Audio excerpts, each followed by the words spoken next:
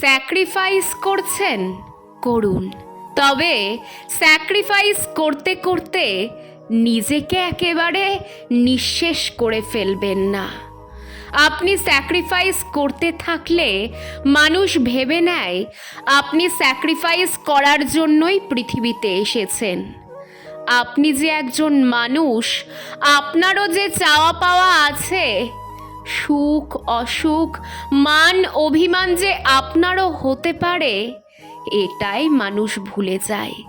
তারা ভাবে আপনার মূল্য না দিলেও চলে। ধূপ জ্বলতে জ্বলতে নিঃশেষ হয়ে গেলে পোড়া কাঠিটা কে যত্ন করে রাখে?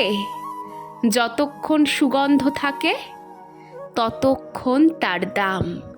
ফুরিয়ে গেলে বরং নতুন ধূপ নিয়ে এসে জ্বালায়। ভাবুন তো, এ জীবনে যার জন্য এতটা করলেন, সেও কিন্তু কেটে পড়েছে। তার থেকে কি বিরাট কিছু আশা করেছিলেন? না, সামান্য কৃতজ্ঞতাটুকুও সে দেখালো না।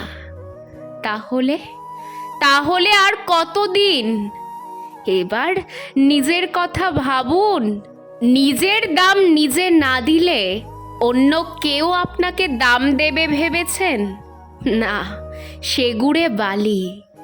একটা কথা বলি আপনাকে, নিজেকে হরিণ লুঠের বাতাসা করলে মানুষ লুঠেই নেবে।